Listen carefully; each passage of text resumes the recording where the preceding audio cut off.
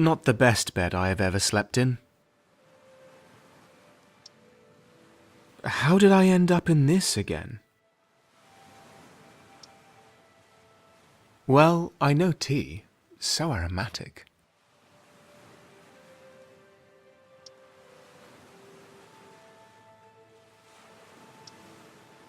What are these? Candelabra?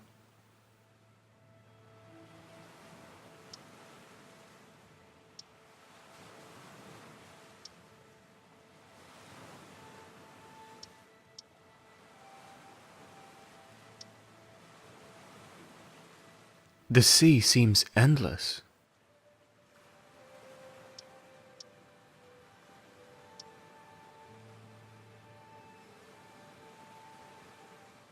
A newspaper clipping about the accidental death of a Raja.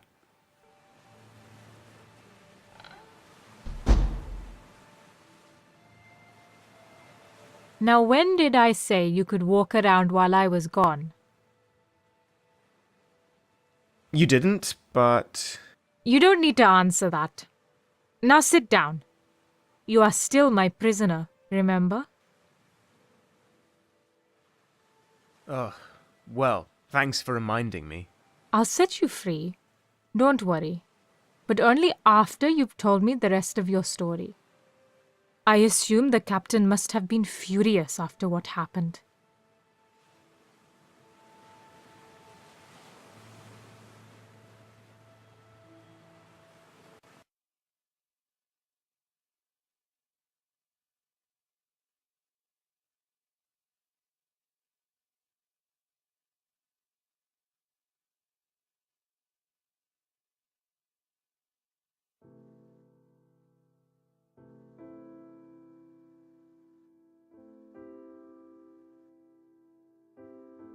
By God, Ludlow! How could you be so stupid? I still don't know, sir. Don't tell me I didn't warn you 1,000,000 times! You are lucky that we are short on people with your skills, or I'd have demoted you there and then. I'm so sorry, sir. There is no way I could describe my regret for what happened that night. Why did you not lock your cabin when you were out? An honest mistake, sir. It won't happen again. It won't indeed, because I'm confiscating that weapon. But I still have my rights as an officer. This is my ship and... No, I'm not telling you again. You know very well what I mean. I know, but it's just... Your self-proclaimed privilege to walk around armed almost got an innocent man killed, Ludlow. A dear friend of mine. Was I wrong to trust you? Was I? I am an old fool.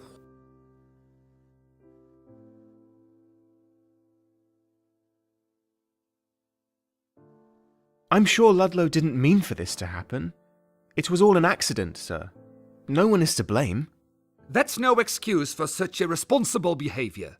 Officer Brunswick was attacked by a loon. I wouldn't call that an accident.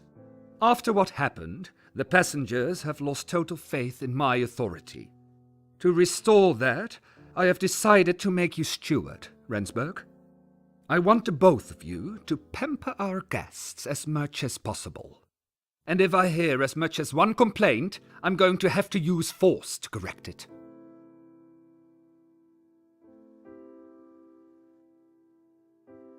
Thank you very much, sir. You're welcome, Rensburg. Without Brunswick and Ian, I can't afford to lose any more experienced sailors. You are not an experienced sailor, but you are a charismatic young man. I need a keeper of the peace who warrants a civilized atmosphere for our honored guests. I already informed our chef, Mr. Andra Aubertin, about your promotion. You will find him in the galley, where he will show you what duties a steward of the Herald has. Please leave now, both.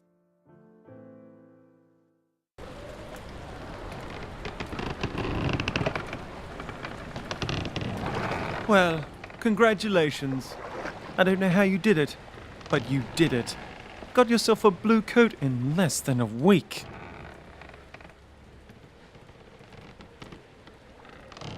I'm sorry. This must have been hard for you. I'll get over it. It's not the first time the captain and I clashed like this. And whatever the case, this is exactly what we need right now. Absolutely brilliant, Devon. Don't you remember what we talked about earlier? There's something strange going on aboard this ship, and you are going to find out what. Because as a steward, you will be the passenger's lackey, so you get to serve their food, rub their backs, and tuck them in at night.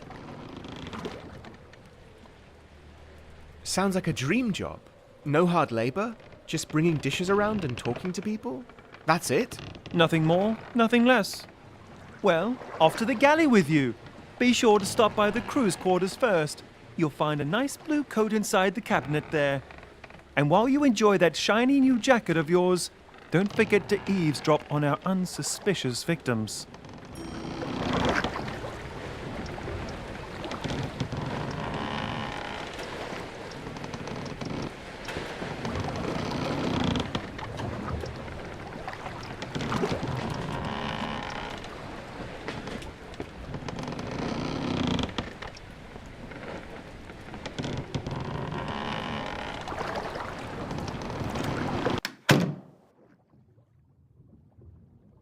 Caleb had thoroughly scrubbed the blood from the floor, but I couldn't get the harrowing image of Brunswick lying there out of my mind.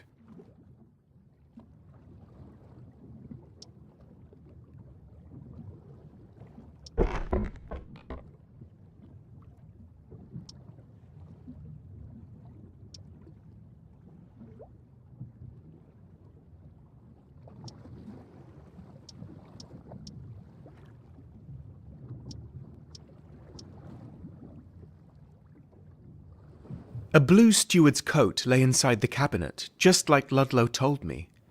It felt strange to be its new owner.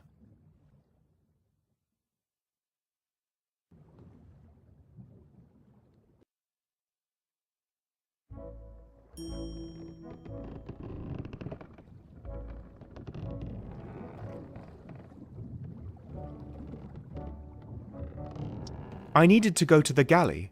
Undra, the chef, was waiting for me there. I needed to go to...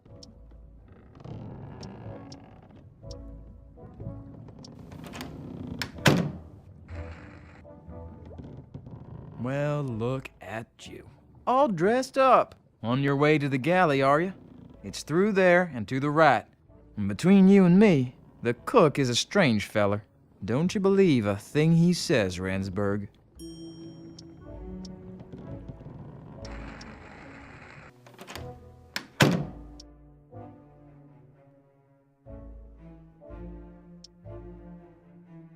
It was not uncommon to find a pile of junk next to Hayward's workshop. People generally tried to avoid him, so they often just dumped any tools they had used next to his workshop for the bosun to find on his way out.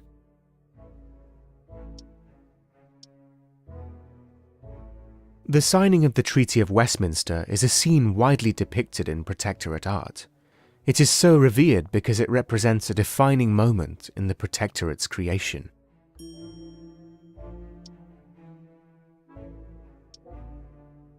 In the corner stood a laundry basket filled with dirty napkins. I wasn't surprised, because the senator usually requested a new one after every single bite. Such wastefulness. The large tankards we drank from could be found sitting around on trays everywhere. Not very surprising, since drinking is a sailor's favourite pastime. Day-old bread was put on the table next to the galley, providing a quick snack for sailors passing by. Undra's own fondness of fresh bread usually resulted in an excess of it.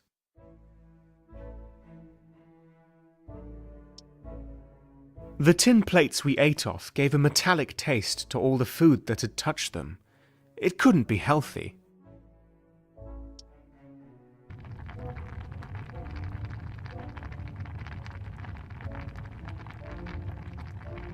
Ah, my new help has arrived.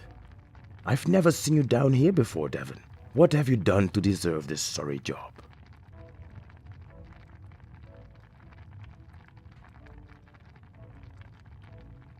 The captain believes I'm better suited to working with people than with ships. And so do I. Well, he gave you a blue coat and took from you a sailor's life. You are a servant now. A servant at sea, but a servant nonetheless. What does a servant do, you ask me? He cleans and he cooks, of course. But aboard a ship like the Herald, he also has the duty of recreating a little piece of the Protectorate for our dear passengers. Lest they forget they're still part of it. I was told by the captain that I was promoted to steward. Promoted to steward, demoted to servant, same difference. Learn to speak the language of a posh Protectorian, Devon. You are definitely going to need that skill, being a steward and all. No, time to get to business. This here is Danielle, my sous chef, and he has prepared luncheon for the passengers this morning. Hello, Devon. Pleased to meet you. So for your first task, would you be so kind as to serve Lady Tabitha and Senator Morton their grub in the dining saloon?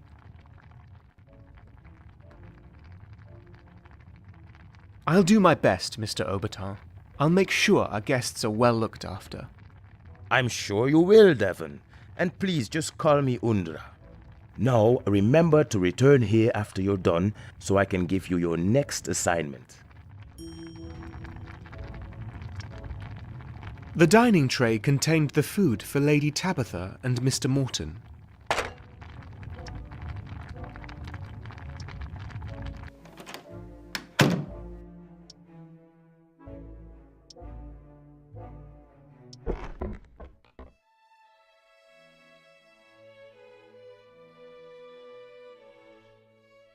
How despicable that the captain did not see this coming. It's just unbelievable. You should stop worrying about everything, Uncle. Every time you frown like that, you get a new wrinkle. I'm a man, Tabitha. Wrinkles give me character. And besides, I can't waste my time on silly things like that. Why shouldn't a politician care about his appearance? Your line of work requires you to persuade others. A dashing appearance would surely give you an advantage. Who said I didn't care about my appearance? Am I not dashing enough for you? Well, you could try and follow the latest trends from the colonies. Colourful and less stern. More brisk. I represent the Protectorate, my dear, not some exotic roadshow. But what if I wanted to dress myself more like a member of an exotic roadshow? Would that be acceptable? Now don't get any ideas, Tabitha. Your father...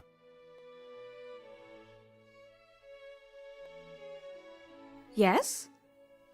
My father... what? Your father wouldn't approve, my dear. Indeed. But father's not here. And why should you have the right to tell me what to do when he's not around? Because I am your appointed guardian. That's why. I'm a grown woman. Why would I have need of a chaperone? Times are changing, Uncle. Enough now, dear. Say your prayers and eat before it gets cold.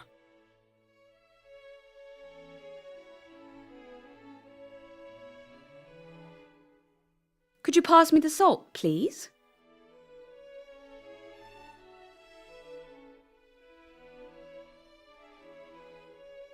The lady wants salt on her food. Now, Uncle, a little please wouldn't hurt. Please, boy, the salt. How much salt would please the lady? I can do it myself. Thank you. Tabitha, let the boy do his job.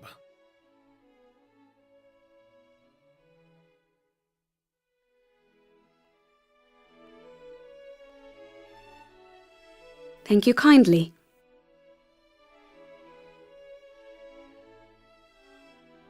What was that supposed to mean? If I ask you to sprinkle some salt, that's what you should do. Now show me you know how to sprinkle, boy. Give me some salt.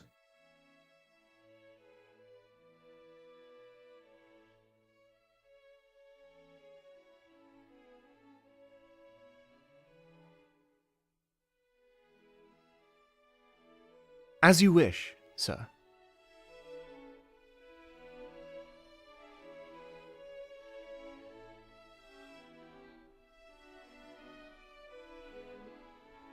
That's how I expect it to be done. Remember, a good servant is only there when needed. Any other time, he blends in with his surroundings. Now please leave us.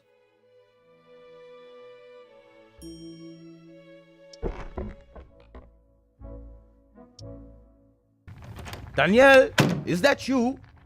Can you hand me the saucepan?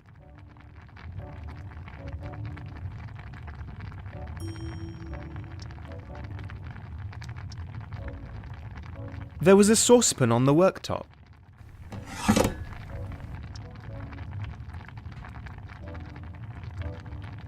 Oh, Devon! I didn't expect you back already. Say, were our honorable guests pleased with their meals?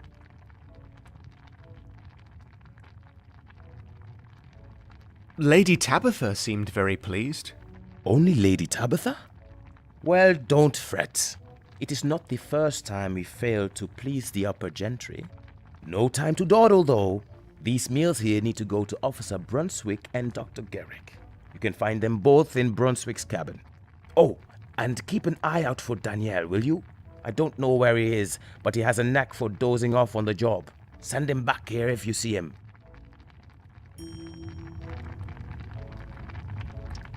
The most prominent thing about the galley was its giant stove. 4 burners and 2 ovens. Quite lavish for a merchant ship.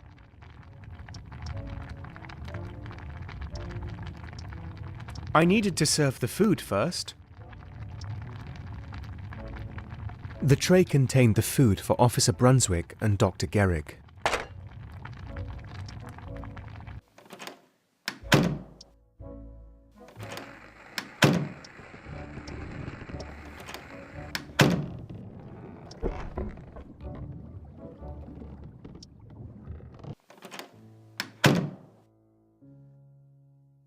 I'm so... Why? Don't break.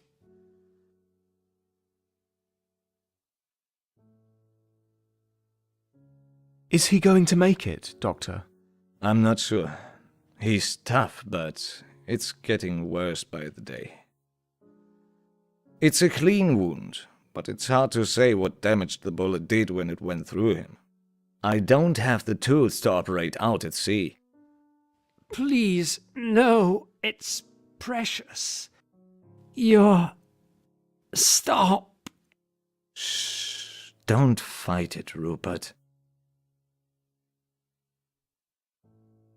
Is he dreaming? Delirium. The officer is awake and he can hear you, but his reality is distorted at the moment. It's unlikely he'll keep anything down in this state. I'll help him eat after I've administered his medicine.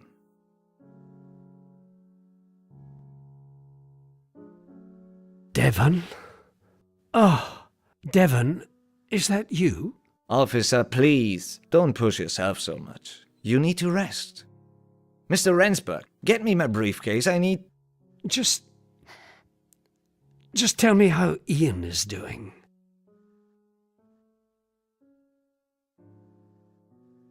You should really listen to the doctor, sir. You need to rest. I'll just put your soup here for you, so that you can sleep. I'm not a fool. I know what you're doing. Just tell me already.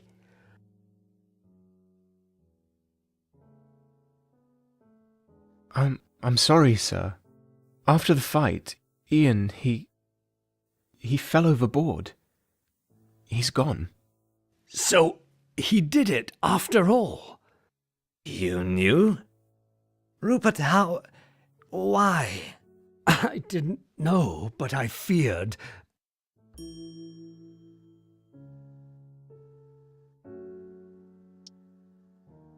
Like Brunswick said, there was a letter in the pocket of the coat. It was Ian's, and it wasn't nice. See, it's all my fault. I could have stopped him. I shouldn't have... Now, Rupert. Ian was deranged. A sane individual wouldn't get that angry about something like this. Doctor, I should have known. He thought I was a creep. I see now that I pushed it too far, but I only wanted what was best for...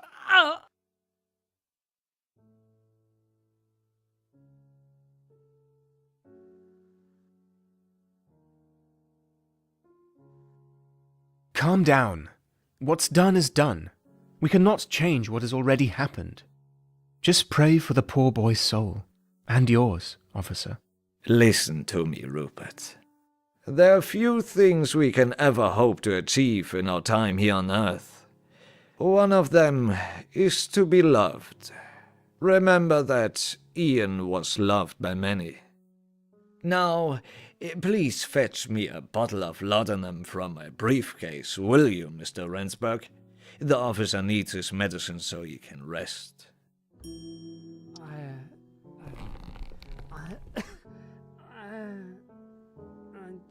There was only one bottle of laudanum left in Gerrig's bag, and even that was half empty.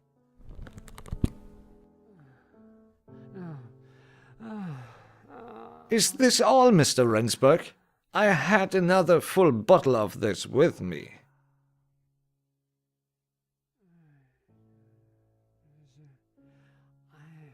Not that I could find, sir. Should I have another look? No, I trust your eyes. Strange. I always take a few extra bottles with me on a long journey. Laudanum is a very common mixture of opium and alcohol. It's used for quite a few ailments. I can't have used them all up already.